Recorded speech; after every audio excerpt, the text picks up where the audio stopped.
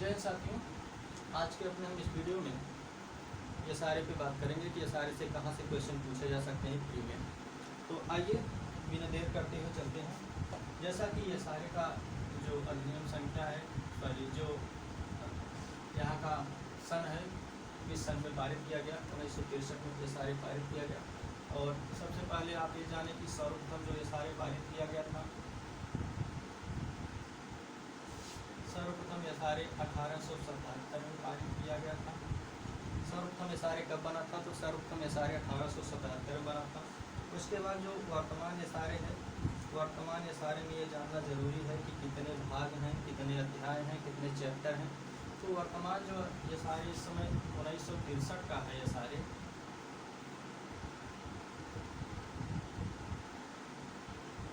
जो वर्तमान 1963 का ये सारे हैं, इसमें टोटल 3 भाग हैं। इसमें टोटल 3 भाग हैं। उसके बाद 8 अध्याय हैं।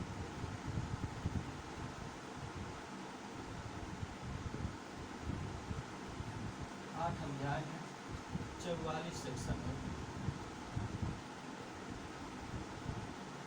इसको आपको याद रखना है कि ये सारे का पहली बार जो बना था, ये सारे 1877 में बना था। इस समय का जो ये सारे है 1963 का है। ये सारे में टोटल 3 भाग है, 8 चैप्टर है, 44 धाराएं हैं। और 2018 के अंतर्गत ये सारे में संशोधन हुआ है।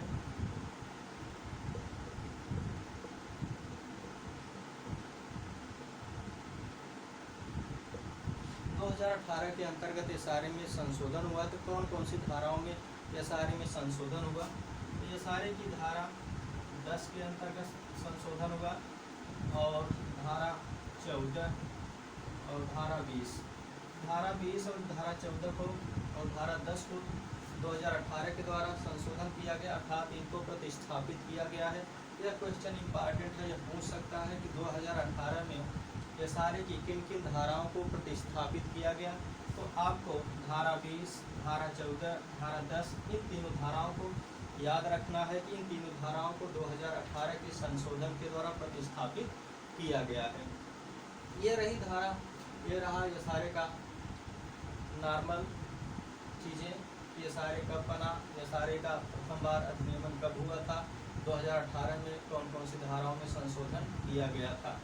और जैसा कि एक चीज़ और आपको बता दें, ये सारे के अंतर्गत जो टोटल 8 चैप्टर हैं, उन चैप्टर में आपको ये याद रखना है कि किस चैप्टर के अंतर्गत क्या है।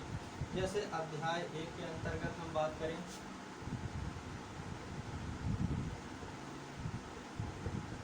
हमारा मकसद है कि ये सारे का जितना भी क्वेश्चन बन सकता है, सारे क्वेश्चन इस वीडियो में आपको अवेलेबल मिलेंगे। अगर आप इस वीडियो को 1 से 2 बार देख लेते हैं, और देखना ही मकसद नहीं है, आप इस वीडियो को देखते वक्त जितने भी क्वेश्चन यहाँ से बन रहे हैं, आप उन क्वेश्चन को अपने से रिपीट करें, ताकि ये सारे के सारे क्वेश्चन को आप इसी वीडियो को देखते वक्त याद कर सकें। दोबारा आपको ये सारे पढ़ने की आवश्यकता ना पड़े। तो ये सारे के अध्याय 1 के अंतर्गत जो प्रावधान किया गया है, वह किया गया संपत्ति के कब्जे का प्रयुद्धरण।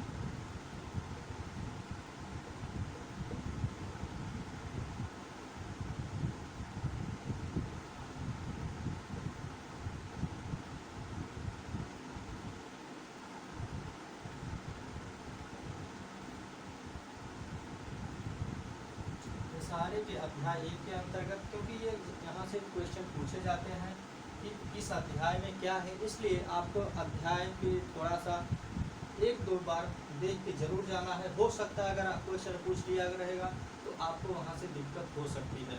अध्याय 2 में क्या है? अध्याय 2 के अंतर्गत संविदाओं के निर्दिष्ट पालन की बात की गई है।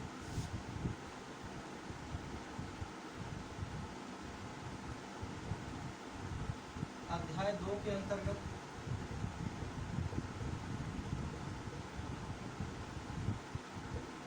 संविदाओं का जो निर्दिष्ट पालन है, आप वीडियो देखते वक्त आप इसको रिपीट करते रहें, ताकि आपको दोबारा इस वीडियो को देखने से ये याद हो जाए पूरी तरह से कि किस सेक्शन में क्या है। ये सारे का और भी क्वेश्चन आपको कहीं से भी आए आप आराम से कर ले जाएं। अध्याय 3 के अंतर्गत लिखतों की परिशुद्धि के बारे में बात किया गया है।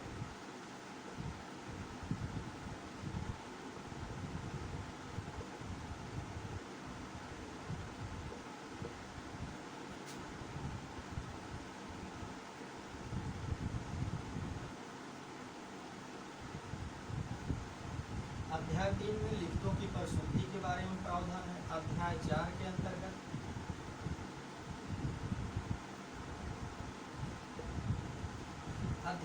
के अंतर्गत जो प्रावधान किया गया वो संविदाओं का विखंडन है।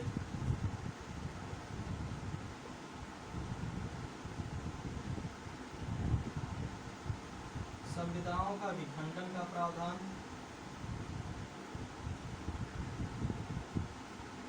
अध्याय 4 के अंतर्गत संविदाओं के विखंडन का प्रावधान किया गया है।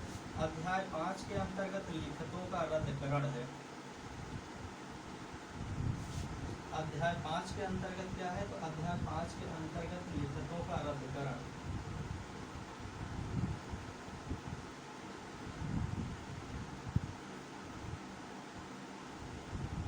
अगर आप इसका स्क्रीनशॉट लेना चाहते हैं तो ले सकते हैं, ताकि हम अब इसको फिर से इसको मिटा करके अगला अध्याय शुरू करेंगे। तो आप इसका स्क्रीनशॉट लेना चाहें तो ले लीजिए।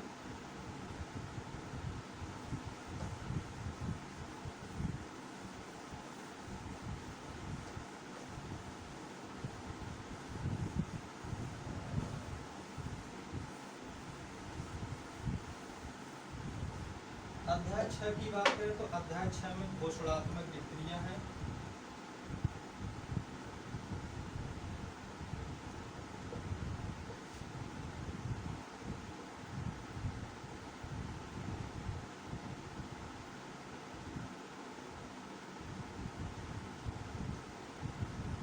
अध्याय 6 के अंतर्गत घोषणात्मक टिप्पणियों का प्रावधान किया गया है। अध्याय 7 के अंतर्गत व्यादेश है। अध्याय 7 के अंतर्गत क्या है कि अध्याय 7 के अंतर्गत व्यादेश है, साधारण व्यादेश।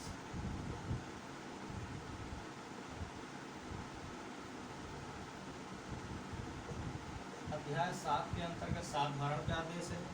अध्याय 8 के अंतर्गत शाश्वत व्यादेश है।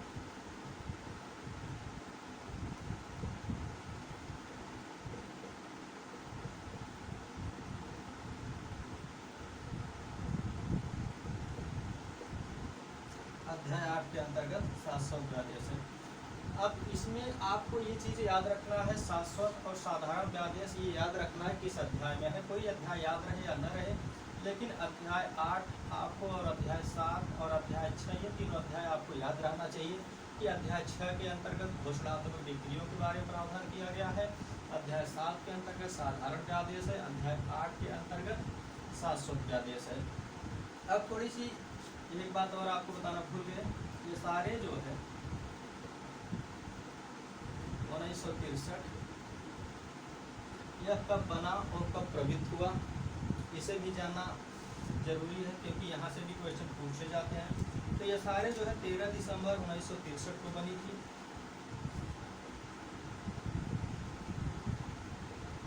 13 दिसंबर 1963 को बनी थी और 1 मार्च 1964 को लागू हुई।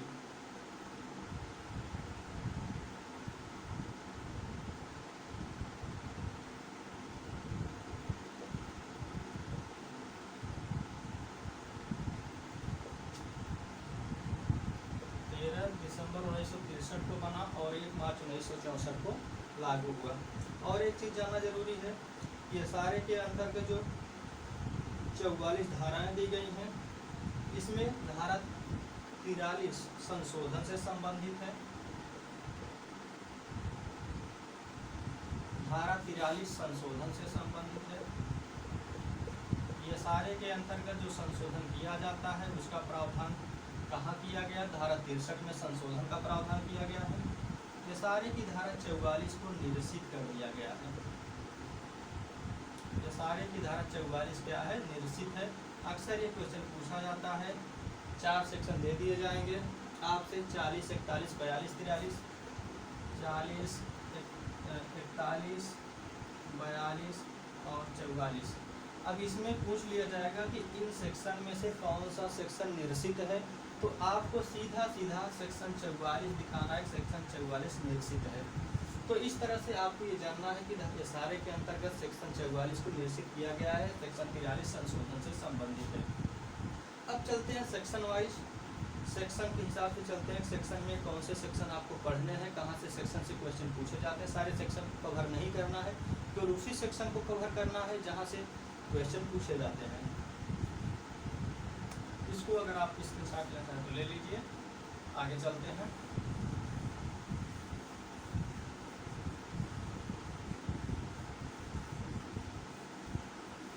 एक बार फिर से आप याद रखिएगा, यह सारे 1963 का है। पहली बार 1877 में बना था। 1963 का जो ये सारे है 13 दिसंबर 1963 को बनी, लागू हुई थी 1 मार्च 1964 को। और इसके अंतर्गत टोटल 3 भाग, 8 अध्याय, 44 धाराएं दी गई हैं। धारा 44 निरसित है, धारा 43 संशोधन से संबंधित है। अब आइए सेक्शन 1 को आप सभी जानते हैं। सेक्शन 1 के अंतर्गत संक्षिप्त नाम प्रावधान दिया गया है और इसका विस्तार संपूर्ण भारत पर है। 2019 के जम्मू कश्मीर का जो पुनर्विलोकन किया गया था 2019 के विधेयक के द्वारा, उस तरह से जम्मू कश्मीर राज्य पर भी लागू है। अगर आता है कि जम्मू कश्मीर राज्य पर लागू है या नहीं, तो आपको पूरे भारत पर लागू है। जम्मू कश्मीर राज्य भी भारत में शामिल है। 2019 का जो विधेयक आया था उसमें जम्मू कश्मीर का जो विशेष राज्य का दर्जा दिया गया था 370 के अंतर्गत, उसे खत्म कर दिया गया है। इसलिए सारे संपूर्ण भारत पर लागू है। तो धारा 1 संक्षिप्त नाम विस्तार है। धारा 2 की बात करेंगे तो धारा 2 परिभाषा खंड से संबंधित है। धारा 2 किससे संबंधित है? धारा 2 परिभाषा से है।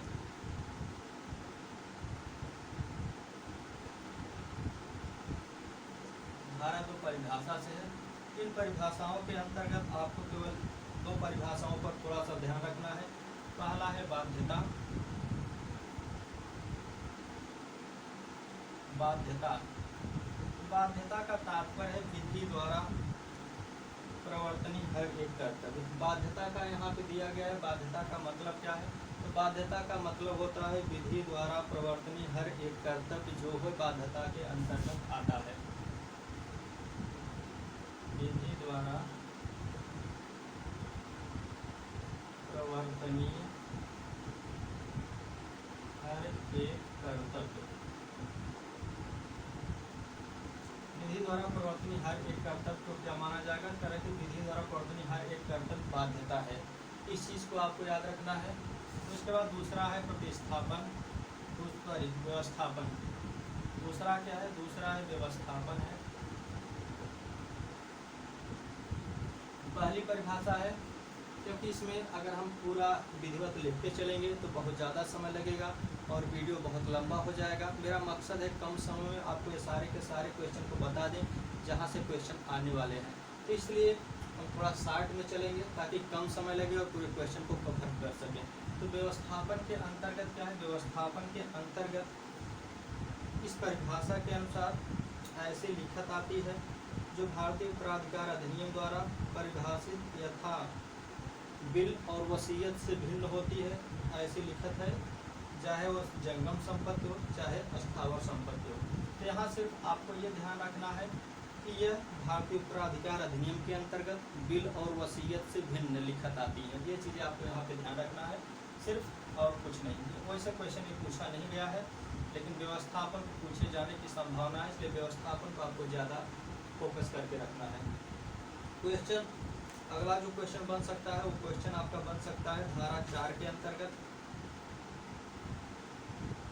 धारा 4 के अंतर्गत क्वेश्चन बन सकता है कि यह सारे किस पर लागू होती है। ये क्वेश्चन इंपॉर्टेंट है। धारा 4 यह सारे जो है सिविल विधि के प्रवर्तन के लिए है। यह सारे का जो प्रयोग किया जाता है वो सिविल विधि के लिए है, दांडिक विधि पर लागू नहीं होती है। कहाँ प्रावधान किया गया? धारा 4 में प्रावधान किया गया। यह सारे जो है सिविल विधि पर अप्लाई होती है।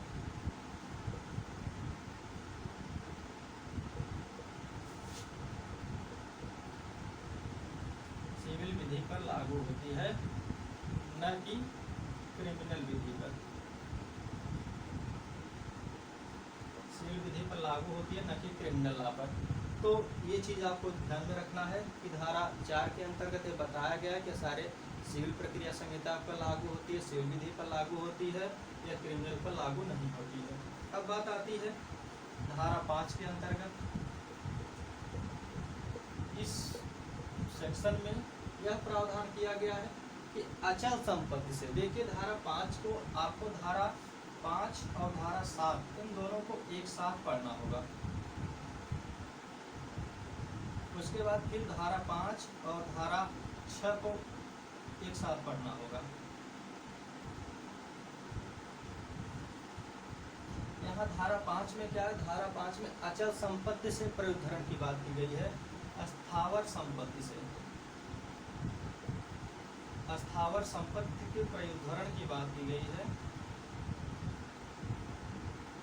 इसमें स्थावर संपत्ति के प्रयुद्धरण की बात की गई है। और धारा 7 के अंतर्गत स्थावर जंगम संपत्ति की बात की गई है। अगर स्थावर संपत्ति प्रयुद्धरण की बात की जाए तो आपको धारा 5 मानना है, अर्थात अचल संपत्ति धारा 5, और जंगम संपत्ति के प्रयुद्धरण की बात की जाए तो आपको धारा 7 मारना है। कि धारा 7 पूछा जाए कि जंगम संपत्ति का प्रयुद्धरण का प्रावधान किस धारा में किया गया, तो धारा 7, और स्थावर संपत्ति का प्रयुद्धरण धारा 5 में किया गया है। बस उसके बाद अब आगे ये देखना है आपको कि धारा 5 के अंतर्गत जो प्रावधान किया गया है कि स्थावर संपत्ति के प्रयुद्धरण का जो प्रावधान किया गया है, वह उसका समय क्या है, वह किस प्रकार के संपत्ति पर लागू होती है, वह कब्जे से संबंधित है या स्वामित्व से संबंधित है, इस पे आपको बात करना है। तो धारा 5 में कहा गया है कि निर्दिष्ट स्थावर अनुतोष के कब्जे का हकदार जो व्यक्ति है वह सिविल प्रक्रिया संहिता के अंतर्गत यथानुबंधित प्रयुद्धरण के लिए कर सकेगा। तो यहाँ पे जो धारा 5 है, धारा 5 यह स्वामित्व से संबंधित है, इसको आपको ध्यान रखना है। धारा 5 स्वामित्व से संबंधित है। अगर किसी भी व्यक्ति को बेदखल कर दिया जाता है, अगर वो उस संपत्ति का स्वामी है, तो धारा 5 के अंतर्गत जब उसको बेदखल किया जाता है तो अपनी बेदखली के 12 वर्ष के भीतर वाद ला सकता है। इसको ध्यान देना है, 12 वर्ष के भीतर अपनी बेदखली के दिनांक से 12 वर्ष के भीतर वह उस अतिचारी के विरुद्ध वाद ला सकता है। तो धारा 5 स्थावर संपत्ति के प्रयुद्धरण से संबंधित है, ये स्वामित्व से संबंधित है। इसके अंतर्गत 3 क्वेश्चन यहाँ से बन सकते हैं, और ये 12 वर्ष के अंतर्गत वाद ला सकता है। अब धारा 6 जो है स्थावर संपत्ति से बेकब्जा करने से संबंधित है। धारा 6 के अंतर्गत स्थावर संपत्ति से क्या, धारा 6 के स्थावर संपत्ति से बेकब्जा करने से संबंधित है। इसमें आपको 3 चीज़ें यहाँ भी याद रखना है। ये तो स्वामी से संबंधित है, लेकिन ये कब्जा से संबंधित है। कब्जा से संबंधित, कब्जा का मतलब है संपत्ति किसी की हो, उससे हमसे नहीं मतलब है। जिस व्यक्ति ने कब्जा किया, धारा 6 उसको संरक्षण देती है। लेकिन धारा 5 कब्जा से संबंधित नहीं है। जिस व्यक्ति का स्वामित्व है, कब्जा किसी का उससे नहीं मतलब है, लेकिन स्वामित्व जिसका है, जो उसका रियल ओनर है, उसको संरक्षण धारा 5 देती है। लेकिन धारा 6 जो उस पर कब्जा बनाया हुआ है, उसका रियल ओनर नहीं है, उसको संरक्षण देती है। और धारा 6 के अंतर्गत यदि किसी व्यक्ति ने कब्जा किसी संपत्ति को बना लिया है, उसे बेदखल कर दिया जाता है, तो वह अपनी बेदखली से 6 माह के भीतर वाद ला सकता है। यहाँ से 3 क्वेश्चन बनते हैं, आप इसको याद रखेंगे। धारा 5 के अंतर्गत स्थावर संपत्ति से संबंधित है, ये स्वामित्व से संबंधित है, 12 माह के भीतर वाद लाया जा सकता है। धारा 6 के अंतर्गत बेकब्जा करने से संबंधित है, ये कब्जा से संबंधित है, और इसके अंतर्गत 6 माह के भीतर वाद लाया जा सकता है। और धारा 6 2 दशाओं में लागू नहीं होती है, अर्थात धारा 6 का अपवाद पूछा जाता है।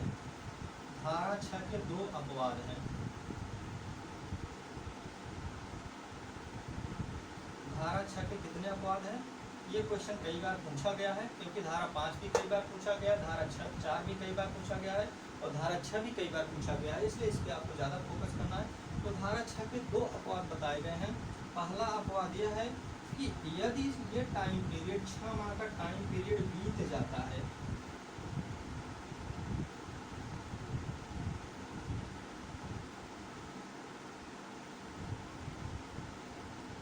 6 माह का जो समय है वो बीत जाता है, और दूसरा है कि अगर किसी व्यक्ति को सरकार के द्वारा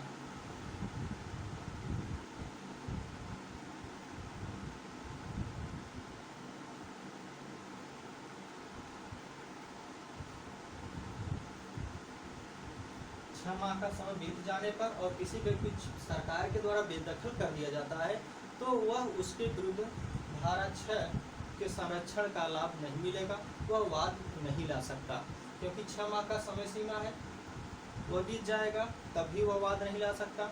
और अगर सरकार के द्वारा किसी व्यक्ति को बेदखल किया गया है तो वह वाद ला ही नहीं सकता, वहाँ 6 माह का समय से कोई मतलब ही नहीं है। ये दोनों अपवाद है धारा 6 के अंतर्गत। और धारा 6 के अंतर्गत एक क्वेश्चन और बेहद इम्पॉर्टेंट है, कई बार ये क्वेश्चन पूछा जाता है कि धारा 6 के अंतर्गत जो आदेश और डिक्री पारित की जाती है, धारा 6 के अंतर्गत जो आदेश और डिक्री पारित की जाती है, यह न अपीलीय होगी, इसकी अपील नहीं होगी, और न यह पुनर्विलोकनीय होगी।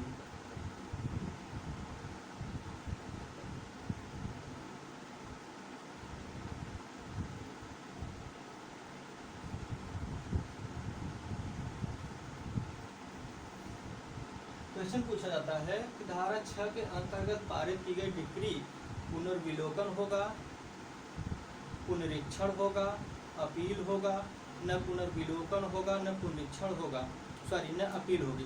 तो वहाँ पे सिर्फ आपको मारना है न अपील होगी न पुनरीक्षण होगा। पुनर्विलोकन हो सकता है लेकिन पुनरीक्षण हो सकता है, पुनर्विलोकन नहीं होगा। तो ये चीज़ आपको धारा 6 के अंतर्गत याद रखना है, क्योंकि ये सारे के जो क्वेश्चन बनते हैं अक्सर धारा 4 से बनते हैं, धारा 5 और धारा 6 से क्वेश्चन बनना फिक्स रहता है। 1 या 2 क्वेश्चन इन तीनों धाराओं से बनना फिक्स है। तो धारा 6 के अंतर्गत जो आदेश और डिक्री पारित किया जाएगा वह न अपील होगी उसका, न उसका पुनर्विलोकन होगा। आगे चलते हैं।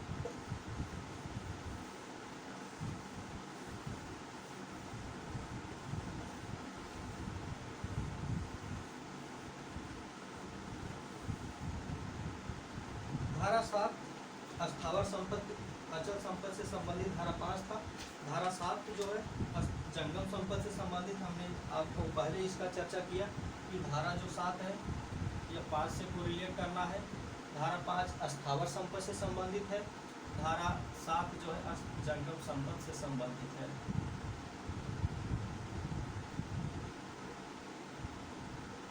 धारा 7 किससे है? धारा 7 जंगम संपत्ति से संबंधित है।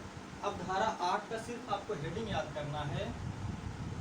धारा 8 के क्वेश्चन जो बनते हैं वो भीतर से नहीं बनते, ये आपके सिर्फ हेडिंग से बनते हैं। आपको सिर्फ ये याद रखना है कि जिस व्यक्ति का कब्जा है किंतु स्वामी के नाते नहीं, उन व्यक्तियों पर जो अव्यवहित कब्जे के हकदार हैं परिदत्त करने का दायित्व इस धारा में प्रावधान है। इस धारा 8 के अंतर्गत प्रावधान किया गया है। धारा 9 के अंतर्गत जो प्रावधान किया गया है, क्योंकि कुछ क्वेश्चन ऐसे हैं जो सिर्फ सेक्शन बेस्ड आधारित होते हैं, सेक्शन की हेडिंग से बनते हैं। उस क्वेश्चन को हम आपको सिर्फ ये बताएंगे कि ये क्वेश्चन आपके हेडिंग से बनेंगे, और जो क्वेश्चन भीतर से बनने लायक रहेगा हम वहाँ से आपको बताएंगे। क्योंकि अगर हम पूरी तरह से हर एक सेक्शन पे अच्छे से डिस्कस करेंगे तो बहुत ज़्यादा समय लगेगा, और उतना समय आपके पास है नहीं।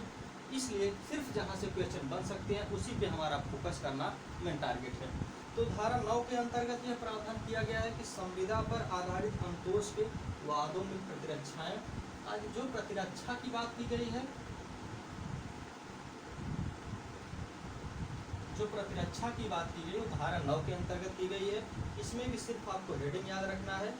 उसके बाद धारा 10 ये आपका इम्पॉर्टेंट इसलिए है क्योंकि धारा 10 को 2018 के द्वारा प्रतिस्थापित किया गया, इसको आपको याद रखना है। धारा 10 की भी हेडिंग याद रखना है सिर्फ आपको। धारा 10 में है संविधाओं के बाबत विनिर्दिष्ट पालन, इसको आपको याद रखना है। धारा 10 हेडिंग याद रखना है, उसके भीतर कुछ नहीं करना है आपको, सिर्फ आपको हेडिंग याद रखना है कि संविधाओं की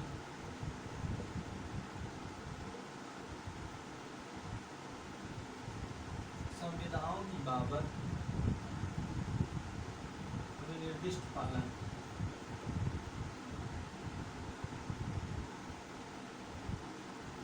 संविधाओं का बाबत विनिर्दिष्ट पालन, धारा 10 के अंतर्गत संविधाओं के बाबत विनिर्दिष्ट पालन है। और धारा 11 के अंतर्गत आपको ये याद रखना, इसका भी हेडिंग याद रखना है। धारा 10 के अंतर्गत कि दशाएं जिनमें न्यासों की सशक्त संविधाओं का विनिर्दिष्ट पालन प्रवर्तनीय है। यहाँ क्या है, यहाँ विनिर्दिष्ट पालन है, आपको याद करने का एक टिक बता रहे हैं। धारा 10 और 11, धारा 10 में क्या है, विनिर्दिष्ट पालन है। और धारा 11 के अंतर्गत क्या है, धारा 11 के अंतर्गत है निर्दिष्ट पालन प्रवर्तनीय है।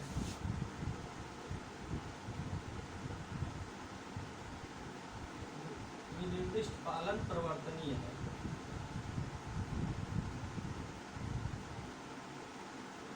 धारा 10 के अंतर्गत विनिर्दिष्ट पालन क्या प्रवर्तनीय है। धारा 11 के अंतर्गत धारा 11 का जो खंड 2 है उसमें यह प्रावधान किया गया है कि न्यासी द्वारा अपनी शक्ति के बाहर या न्यास के भंग में की गई संविदा का विनिर्दिष्ट पालन नहीं कराया जाएगा। धारा 10-11 खंड 2 के अंतर्गत अगर पूछा जाए किसका पालन नहीं कराया जाएगा, तो जो ऐसी संविदाएं हैं जो न्यासी ने अपने शक्ति के बाहर या न्यास के भंग के द्वारा किया है, उन संविदाओं का प्रवर्तन नहीं किया जाएगा। धारा 12 भी आप केवल हेडिंग याद रखना है, संविदा के भाग का विशिष्ट पालन। धारा 12 संविदा के क्या करें कि संविदा के भाग का विशिष्ट पालन।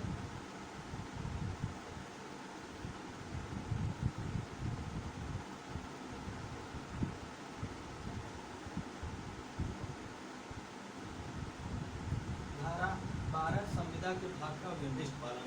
उसके बाद धारा 13 सिर्फ आपको हेडिंग याद रखना है, हक न रखने वाले या अपूर्ण हक रखने वाले व्यक्ति के विरुद्ध क्रेता पट्टेदार के अधिकार। धारा 13 भी सिर्फ आपको हेडिंग रखना याद रखना है, हक रखने वाले या हक न रखने वाले, सिर्फ आपको इतना याद रखना है, हक न रखने वाले, बस हक न रखने वाले व्यक्ति। इसके बाद धारा 14 है, धारा 14 इम्पॉर्टेंट है, धारा 14 पे आपको अच्छे से फोकस करना है।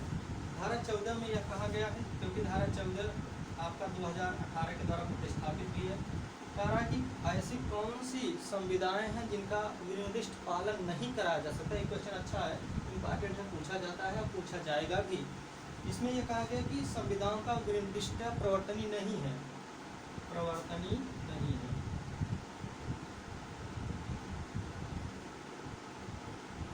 धारा 14 के अंतर्गत कहा गया कि ऐसी कौन सी संविधाएं हैं जो विनिर्दिष्ट प्रवर्तनीय नहीं है, तो इसके अंतर्गत ऐसी संविधा है जो धारा 20 के अंतर्गत प्रतिस्थापित हो चुकी है, अर्थात जिसका प्रतिस्थापन पालन कराया जा चुका है धारा 20 के, क्योंकि धारा 20 में प्रतिस्थापन पालन का प्रावधान किया गया, अभी हम आगे चर्चा करेंगे। तो धारा 20 के अंतर्गत जिसका प्रतिस्थापित पालन कराया जा चुका है, धारा 14 के अंतर्गत वो प्रवर्तनीय नहीं है। और ऐसी कोई संविधा जिसको न्यायालय पर्यवेक्षण के लिए, सुनने के लिए आवश्यक नहीं समझता है। और तीसरा ऐसा है जो अवधारण प्रकृति की है।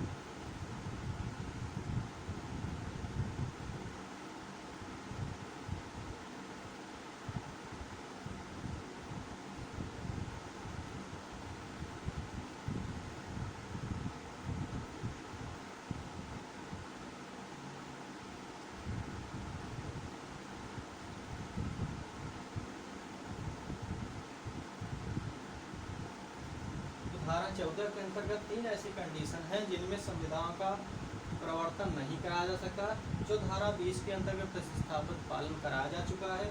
ऐसा है जो धारा अगला है कि जो न्यायालय संविधा के प्रवर्तन के लिए आवश्यक नहीं समझता, अर्थात तो आवश्यक नहीं है। तीसरा है जो अवधारण प्रकृति की है, उनका प्रवर्तन नहीं कराया जा सकता। धारा 15 में यह प्रावधान है, इसको मिटा दें फिर आगे चले।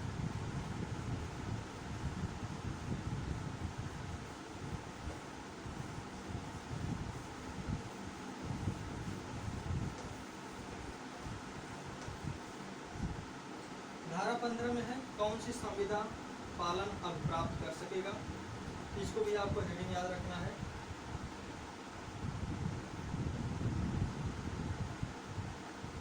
धारा 15 के अंतर्गत है कौन विनिर्दिष्ट पालन प्राप्त कर सकेगा, तो कोई भी पक्षकार विनिर्दिष्ट पालन प्राप्त कर सकता है, या कि कोई भी पक्षकार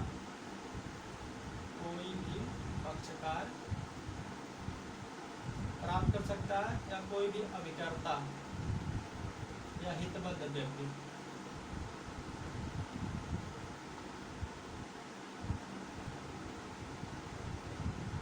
तो धारा 15 के अंतर्गत विनिर्दिष्ट पालन कौन प्राप्त कर सकता है, तो धारा 15 के अंतर्गत विनिर्दिष्ट पालन कोई भी पक्षकार कर सकता है, उसका अभिकर्ता कर सकता है, हितबद्ध व्यक्ति कर सकता है, अर्थात जो जिसको फायदा हो, जो उसमें हितबद्ध हो कोई न किसी तरीके से। उसके बाद धारा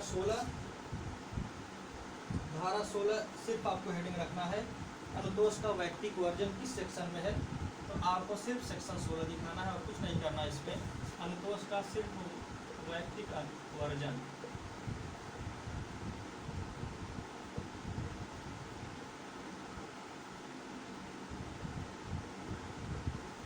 अनुतोष का वैयक्तिक वर्जन अगर पूछा जाए तो अनुतोष का वैयक्तिक वर्जन धारा 16 के अंतर्गत दिया गया है।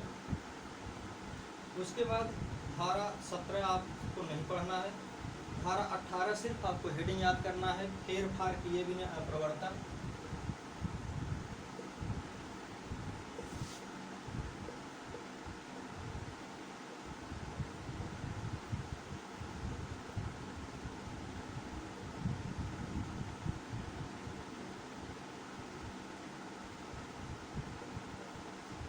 फेर फार किए बिना अप्रवर्तन।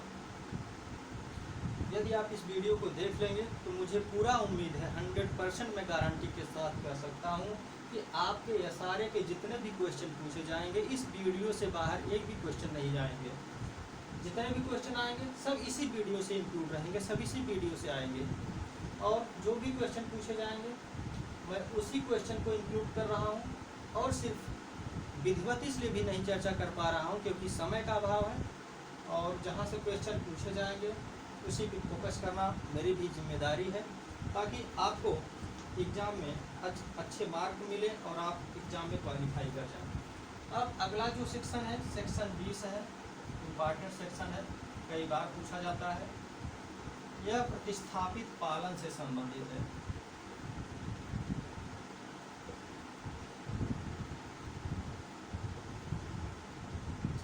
इसे 2018 में प्रतिस्थापित किया गया, ध्यान रखना है इसको, प्रतिस्थापित सेक्शन है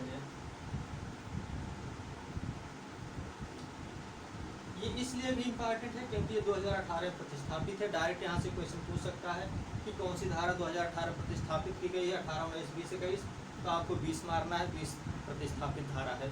ठीक है, उसके बाद आगे चलते हैं, जहाँ से क्वेश्चन पूछे जाएंगे सिर्फ उसी पे फोकस। आगे है सेक्शन 20A। सेक्शन 20A में अवसंरचनात्मक परियोजना के बारे में प्रावधान किया गया है।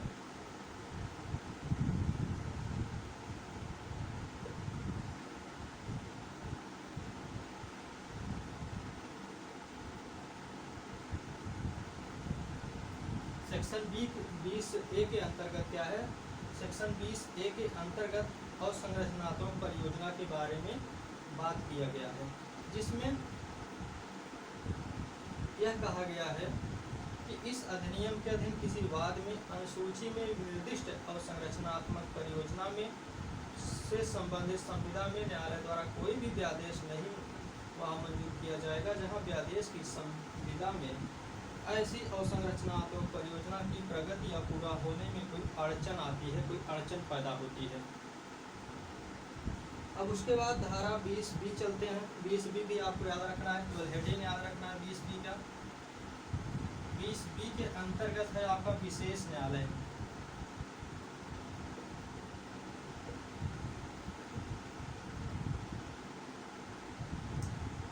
में आपका अवसंरचनात्मक परियोजना, 20B में क्योंकि ये क्वेश्चन पूछे जा सकते हैं इम्पॉर्टेंट, इसलिए इसमें इंक्लूड करना अति आवश्यक है। 20A अवसंरचनात्मक परियोजना, 20B विशेष न्यायालय, 20C है वादों का शीघ्र निपटारा,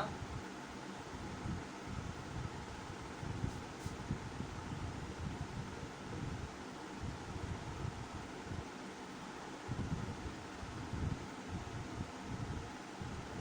20C क्या है? 20C वादों का शीघ्र निपटारा है। 20C के अंतर्गत जो समय दिया गया है यह टोटल, इसको आपको टाइम याद रखना है क्योंकि 20C के अंतर्गत समय पूछा जाता है। ये भी पूछ लिया जाएगा कि वादों का निपटारा कितने समय में किया जाएगा, ये वादों का निपटारा का प्रावधान कहाँ किया गया है। तो 20C के अंतर्गत जो टाइम पीरियड दिया गया है 12 माह का दिया गया है। ये सारे के अंतर्गत जितने भी मामले आएंगे उनका निपटारा कितने समय के भीतर किया जाएगा, तो उनका निपटारा 12 माह के भीतर किया जाएगा। यथासंभव अगर 12 माह के भीतर उनका निपटारा नहीं हो पाता है तो इनमें 6 महीने का समय और बढ़ा दिया जाएगा। टोटल 18 माह।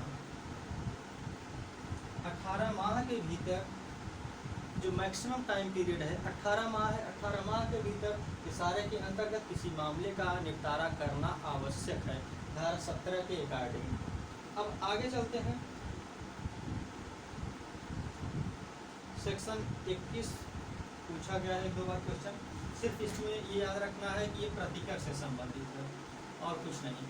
सेक्शन 21 किससे संबंधित है? तो सेक्शन 21 जो है वो प्रतिकर से संबंधित है, क्योंकि 1-2 बार क्वेश्चन ये एग्जाम में पूछा गया है, इसलिए इम्पॉर्टेंट है। इसलिए हम इस क्वेश्चन को इग्नोर नहीं कर सकते, इस सेक्शन को इग्नोर नहीं कर सकते। सेक्शन 21 प्रतिकर से संबंधित है बस। ये सारे में प्रतिकर से संबंधित कौन सा सेक्शन है? ये सारे में प्रतिकर से संबंधित धारा 21 है। उसके बाद आते हैं धारा 23। धारा 23 भी आपको सिर्फ हेडिंग और कुछ नहीं करना है। धारा 23 के अंतर्गत नुकसानी का पद निर्धारण विनिर्दिष्ट पालन के लिए वर्जन न होगा। उसके बाद आते हैं धारा 26 आते हैं, अध्याय 3।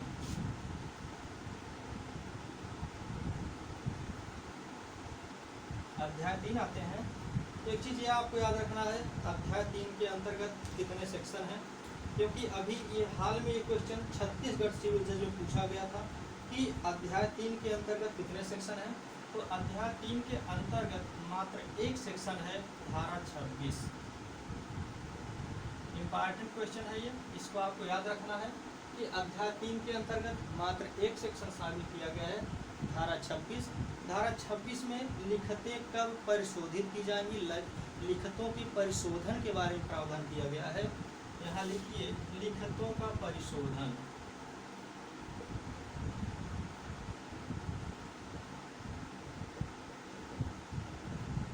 आप सिर्फ वीडियो देखिए ही मत, बल्कि साथ साथ आप भी रिपीट करते चलिए और जो भी इम्पॉर्टेंट है उन सबको आप अपने नोट्स पर नोट्स करते चलें, ताकि इसी वीडियो को देखते हुए सारे क्वेश्चन आपको इंक्लूड हो जाए।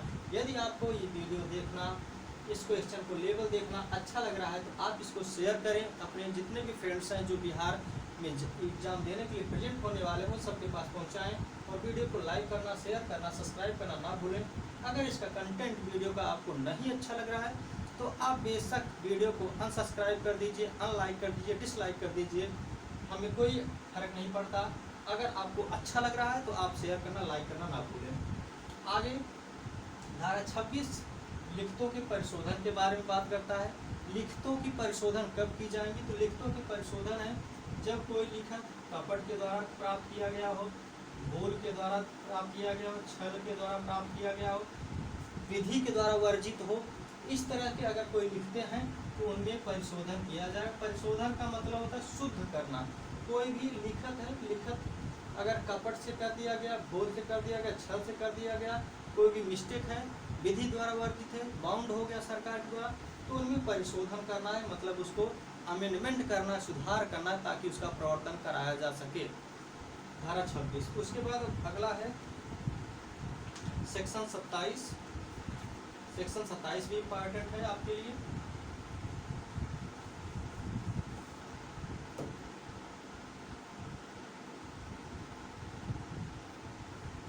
सेक्शन 27 का प्रावधान यह है कि विखंडन कब न्याय निर्णीत या नामंजूर किया जाएगा। धारा 27 के अंतर्गत जो प्रावधान किया गया है उसमें यह प्रावधान किया गया है कि विखंडन कब न्याय निर्णीत या नामंजूर किया जाएगा। यह भी इम्पॉर्टेंट है। विखंडन कब न्याय निर्णीत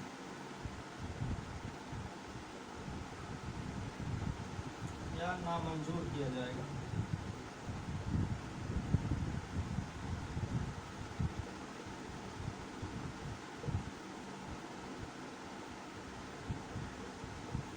धारा 27, धारा 27 के अंतर्गत यह प्रावधान किया गया कि विखंडन कब न्यायनीत या नामंजूर किया जाएगा। तो इसका प्रावधान यह है कि जब कोई संविदा है विखंडित इसलिए की जाएगी कि शून्यकरणी है या विधि के विरुद्ध हो गई है या वह पक्षकारों का आशय नहीं प्रकट कर रही है या प्रतिवादी या वादी के द्वारा उसमें कोई दोष उत्पन्न किया गया है, तब ऐसी अगर कोई संविदा है तो वह विखंडन द्वारा न्यायनीत या नामंजूर किया जा सकेगा। उसके बाद धारा 28 की बात करते हैं। धारा 28 छोड़ दीजिए, कभी नहीं पूछा गया तो पूछा जाएगा। धारा 29 भी छोड़ दीजिए, धारा 30 छोड़ दीजिए। धारा 30 में सिर्फ एक चीज़ याद रख सकते हैं, साम्य बरतने की अपेक्षा की गई है और इसका कभी पूछा नहीं गया है। धारा 30 वैसे कभी पूछा नहीं गया है, लेकिन सिर्फ यहाँ का जो एक सेंटेंस यूज किया गया साम्य बरतने की अपेक्षा, ये पूछ सकता है।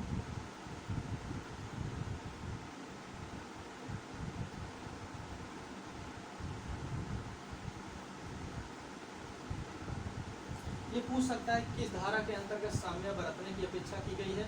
तो धारा 30 के अंतर्गत साम्य बरतने की अपेक्षा की गई है। अब आते हैं अध्याय 5। साम्य बरतने की अपेक्षा किस धारा में की गई है? तो साम्य बरतने की अपेक्षा धारा 30 के अंतर्गत की गई है। आते हैं अध्याय 5।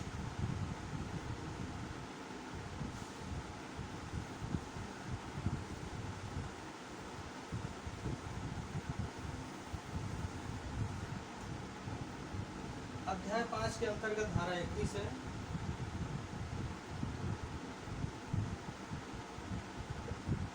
धारा 31 में प्रावधान किया गया कब रद्दीकरण का आदेश दिया जा सकेगा।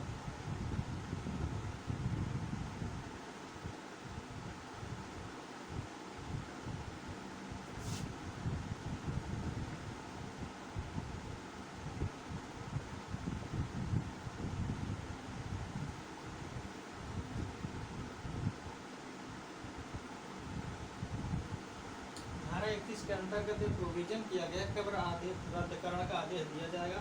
सिर्फ ये हेडिंग इधर आपको रखना है और इधर क्वेश्चन भीतर से पूछता नहीं, सिर्फ आपको हेडिंग याद रखना है कि रद्दीकरण का आदेश कब दिया जाएगा। धारा 31 में कोई से रद्दीकरण का आदेश तब दिया जाता है जब कोई लिखत शून्य हो या शून्यकरणी हो और जिसको युक्त आशंका हो कि ऐसी लिखत यदि विद्यमान छोड़ दी जाए या पक्षकारों को गंभीर क्षति पहुँचाएगा, गंभीर नुकसान पहुँचाएगा, तो ऐसी दशा में रद्दीकरण का आदेश दिया जा सकेगा। धारा 32 चलते हैं। धारा 32 में सिर्फ यह प्रावधान किया गया कौन सी लिखित भाग कर रद्द की जाएंगी। धारा 32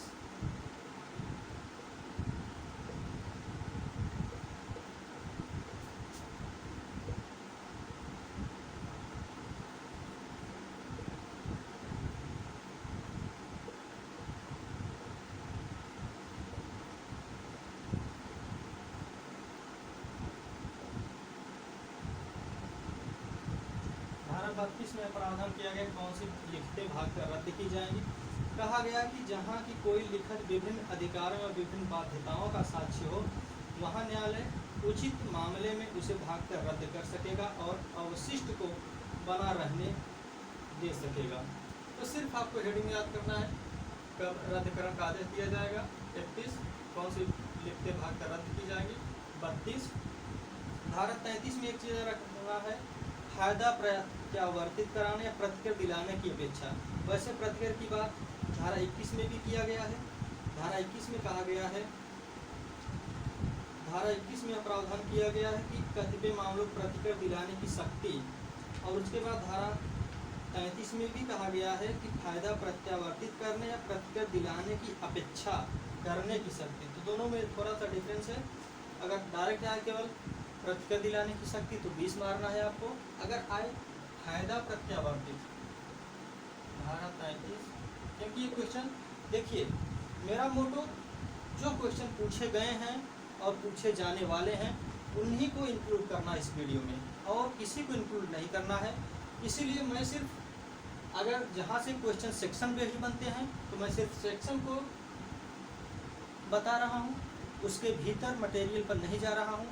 और अगर भीतर से क्वेश्चन आते हैं तो भीतर के मटेरियल से भी मैं क्वेश्चन निकाल के आपको बता रहा हूँ। ये मत आप सोचिएगा कि भीतर के सेक्शन पर डिस्कस नहीं किया जा रहा है तो वहाँ से दिक्कत होगी, वहाँ से क्वेश्चन बनेगा, लेकिन वहाँ से क्वेश्चन नहीं बनेगा। जहाँ से क्वेश्चन बनेगा मैं सिर्फ उसी पे फोकस कर रहा हूँ, ताकि मेन मोटो मेरा है कि आपका एग्जाम क्लियर हो। धारा 33 के अंतर्गत है फायदा प्रत्यावर्तित कराना।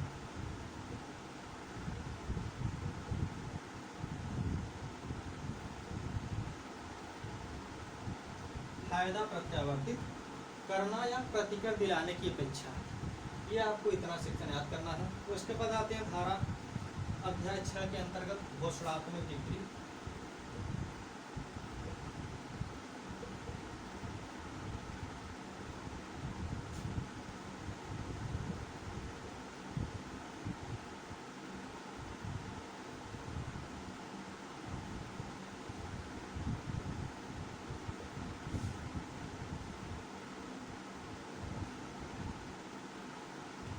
अध्याय 6 घोषणात्मक टिप्पणी है। अब इसमें जो है बात करना है धारा 34। धारा 34 और धारा 35 को एक साथ पढ़ना है कंपेयर करके। धारा 34 में सिर्फ ये आपको पढ़ना है कि पारिस्थिति की या अधिकार की घोषणा के बारे में न्यायालय का विवेकाधिकार। इसमें कहा गया है घोषणा के बारे में जो प्रावधान किया गया, सिर्फ एक क्वेश्चन जो पूछता है वही आपको याद रखना है। घोषणा का प्रावधान धारा 34 के अंतर्गत है। घोषणा का प्रावधान और घोषणा का प्रभाव, घोषणा का प्रभाव धारा 35 में है।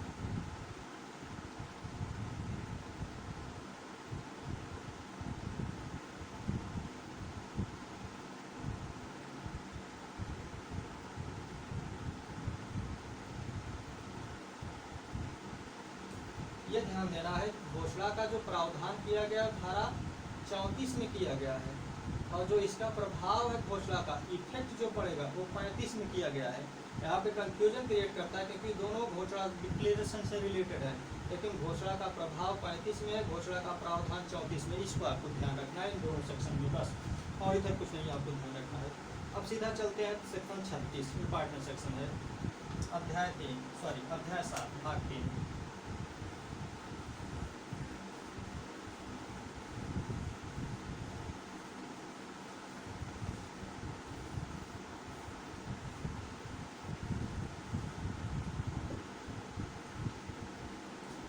धारा 36 में है, अभी ये जो वीडियो अपलोड किया जा रहा है, ये जो क्लास चल रहा है, ये सिर्फ प्री के पर्पस से चल रहा है, मेंस के पर्पस से नहीं चल रहा है, इसलिए इसमें सिर्फ प्री बेस पॉइंट चर्चा किया जा रहा है। जब ये क्लास मेंस के बेस से चलेगा तो मेंस के बेस से चर्चा किया जाएगा, क्वेश्चन को अच्छे तरह से डिस्क्राइब किया जाएगा मेंस के लेवल से। ये सिर्फ प्री के लेवल से है ताकि बिहार का एग्जाम क्रैक हो सके, इसलिए सिर्फ प्री पॉइंट से ये क्लास चल रहा है। धारा 36 में है निवारक अनुतोष कैसे अनुगत किया जाता है। निवारक अनुतोष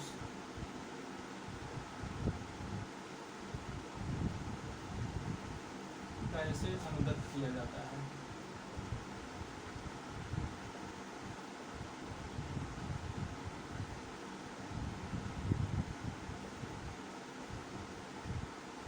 निवारक अनुतोष कैसे अनुगत किया जाता है, तो कहा गया है कि निवारक अनुतोष न्यायालय के विवेकानुसार अस्थायी या शाश्वत व्यादेश के द्वारा अनुगत किया जाएगा। निवारक अनुतोष के सिर्फ 2 ऑप्शन हैं अनुगत करने के, अस्थायी, कौन कौन से हैं, अस्थायी या शाश्वत या अस्थायी।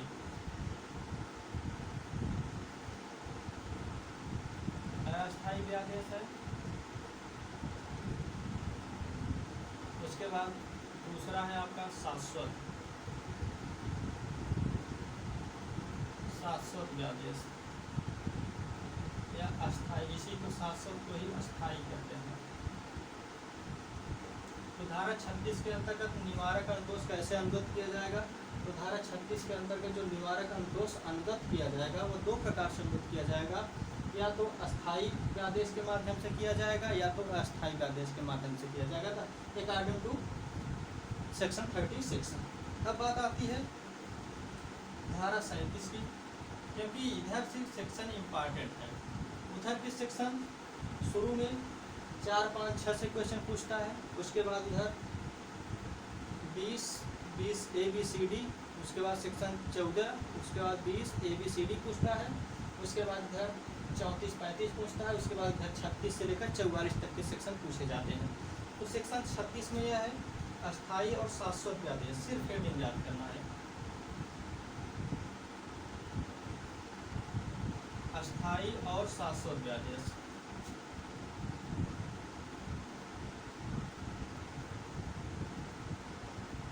अस्थायी और शाश्वत आदेश।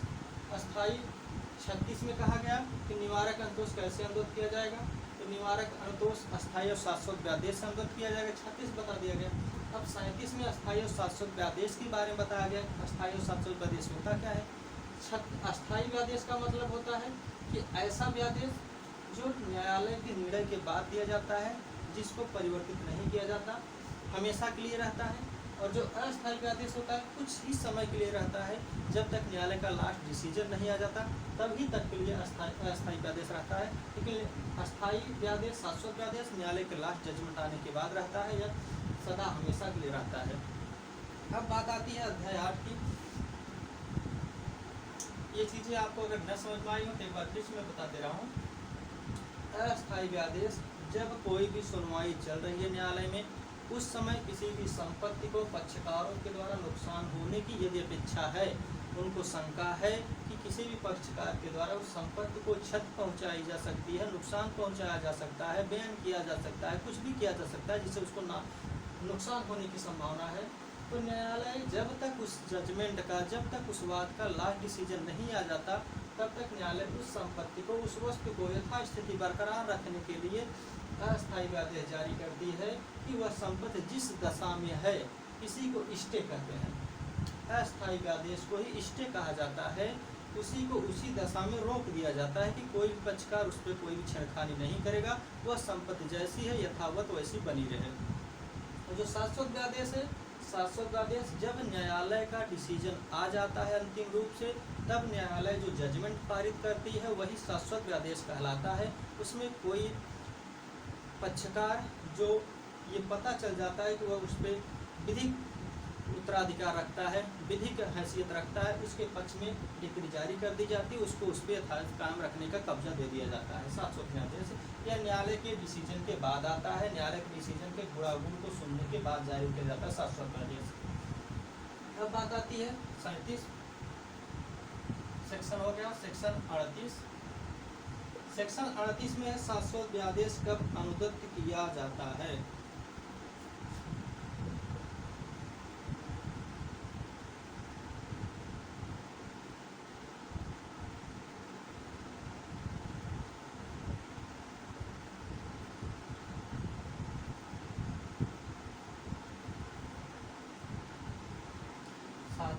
शाश्वत आदेश कब अनुदत्त किया जाएगा?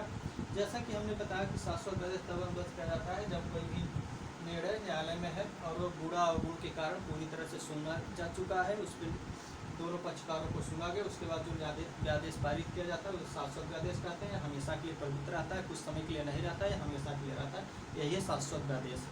अब उसके बाद धारा 39 आती है आज्ञापक आदेश।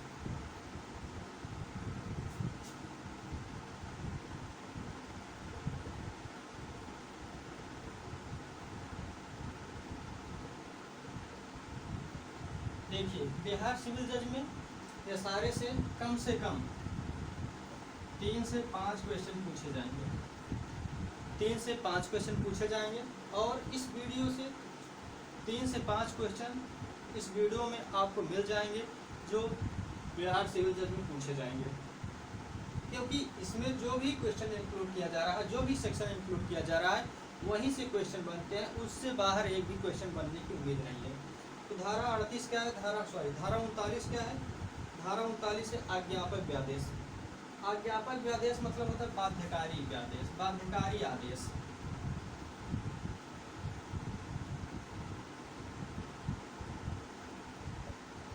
अगर पूछा जाए आज्ञापक आदेश का प्रावधान कहाँ किया गया, तो आज्ञापक आदेश का प्रावधान धारा 39 के अंतर्गत किया गया है।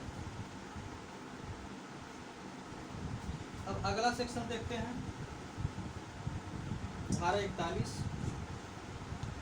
धारा 41 में है अतिरिक्त नुकसानी। इसको इस सेक्शन से इधर याद रखना है और कुछ नहीं करना है। धारा 41 में क्या है, धारा 40। धारा 40 में क्या, धारा 40 से व्यादेश के स्थान पर अतिरिक्त नुकसानी। कहीं कहीं क्या होता है, न्यायालय व्यादेश न देके पक्षकारों को जो नुकसान हुआ रहता है उसकी भरपाई करने के लिए नुकसानी का आदेश देती है कि इनको जो नुकसान हुआ उसकी भरपाई की जाए। तो वही उसी का प्रावधान धारा 40 में किया गया है। व्यादेश के स्थान पर क्या करें कि व्यादेश के स्थान पर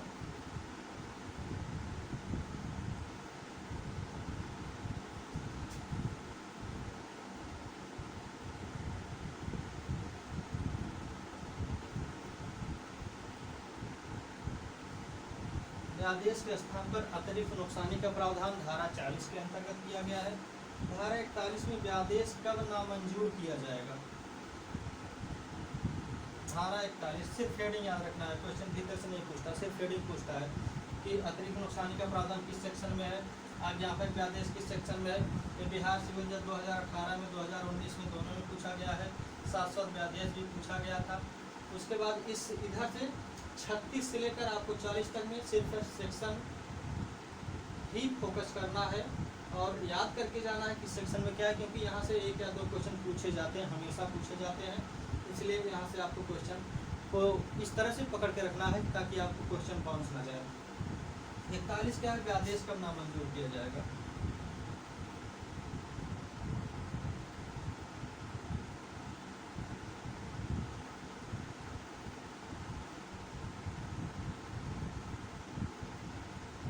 आदेश कब नामंजूर किया जाएगा, 41 में है। उसके बाद धारा 42 के अंतर्गत है नकारात्मक पालन करार के पालन का व्यादेश। धारा 42 क्या है, नकारात्मक करार के पालन का व्यादेश।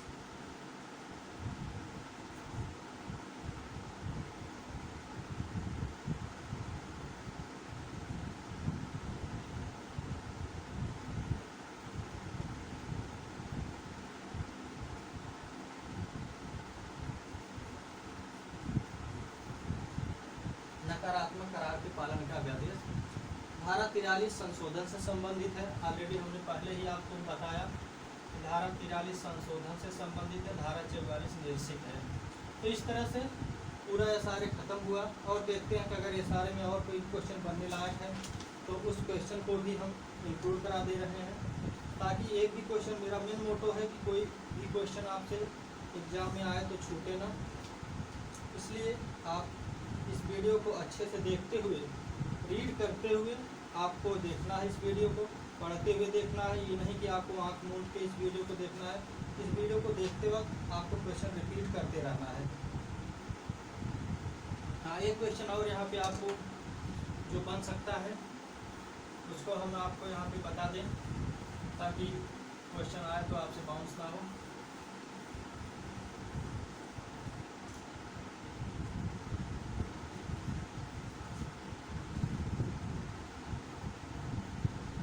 धारा 5 तो हमने आपको बता दिया कि धारा 5 का जो धारा 5 के अंतर्गत जो वाद लाने की बात की जाती है उस सत्व के आधार पर है। धारा 6 कब्जा के आधार पर है। धारा 6 कब्जा के संबंधित है। धारा 7 सत्व पे, क्योंकि यहाँ से क्वेश्चन 100% पूछे जाते हैं।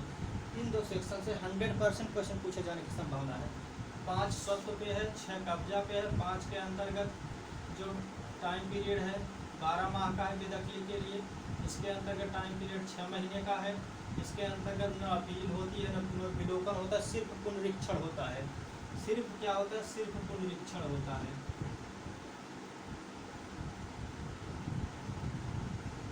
और इसका अपवाद भी हमने बता दिया कि 6 माह के बाद कोई वाद नहीं लाया जाएगा। सरकार के विरुद्ध अगर किसी को बेदखल किया जाता है तो वहाँ भी कोई वाद नहीं लाया जाएगा। अब धारा 7 के अंतर्गत हम चर्चा करने वाले थे, क्योंकि धारा 7 पे हमने तो चर्चा किया था, लेकिन एक क्वेश्चन और बन रहा था धारा 7 पे जो छूट रहा था, उसको हमने इस पे कवर करना चाहा कि धारा 7 के अंतर्गत जंगम संपत्ति को 5 के अंतर्गत है और 7 के अंतर्गत चल संपत्ति। चल संपत्ति के जो परिधरण की बात की गई है अधिपत्य करने के लिए यहाँ पे जो है सिविल प्रक्रिया संहिता सीपीसी का आदेश 20 नियम 10 ऑर्डर 20 रूल 10 रूल 10 के अंतर्गत वाद संस्थित किया जाता है। धारा 7 का कॉम्बिनेशन करना है आपको, सीपीसी के ऑर्डर 20 रूल 10 से संबंधित करना है। उसके बाद यह सारे के अंतर्गत जो वाद संस्थित करने का, वाद के निपटारा का समय पीरियड हमने बताया 20C के अंतर्गत 12 महीने का है। उसके बाद ये सारे सर्वप्रथम कब बना, एक बार हम रैपिडली रिवीजन कर दे रहे हैं इसी वीडियो में, ताकि आपको एक बार फिर से रिवीजन हो जाए। ये सारे पहली बार कब बना, ये सारे पहली बार 1877 में बना। ये सारे जो 1963 का यह कब लागू हुआ, यह प्रवृत्त कब हुआ, यह 1 मार्च 1963 को प्रवृत्त हुआ। उसके बाद ये सारे जो है सिविल विधियों के प्रवर्तन के लिए है, न कि क्रिमिनल विधियों के लिए धारा 4 प्रावधान किया गया। ठीक है, ये सारे सीपीसी से गवर्न होती है, इसको आपको याद रखना है कि सारे का प्रावधान सीपीसी से गवर्न होता है, सीपीसी से संबंधित है।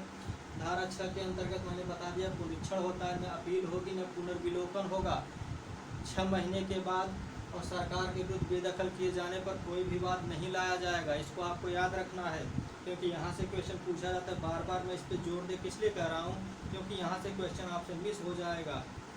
धारा 7 चल संपत्ति से संबंधित है, 5 अचल संपत्ति से संबंधित है।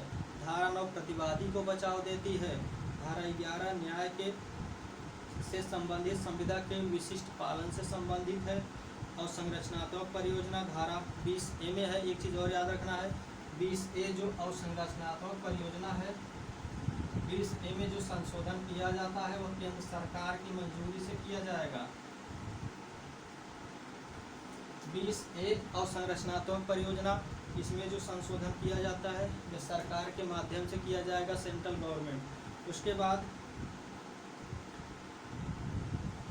इसमें 20C के अंतर्गत 12 महीने का समय है वाद के निपटारा के लिए, लेकिन अतिरिक्त समय 6 महीने बढ़ाया जा सकता है। कुल टोटल मिलाकर 18 महीने का समय है। 2018 के द्वारा धारा 10, धारा 14, धारा 20 में संशोधन किया गया। ये भी मैंने बताया आपको। विलेखों में परिशोधन का तात्पर्य अगर कहीं लिखा है विलेख में परिशोधन, तो परिशोधन का मतलब होता शुद्धिकरण, विलेख को शुद्ध करना, विलेख में परिवर्तन करना। और आगे है धारा 14 हमने बता दिया गया, निर्दिष्ट पालन। धारा 34 बता घोषणात्मक विक्रिया, घोषणात्मक प्रावधान किया गया है, लेकिन प्रभाव उसका 35 बता गया। इन दोनों को आपको थोड़ा सा याद रखना होगा कि प्रभाव कहाँ है और प्रावधान कहाँ है। उसके बाद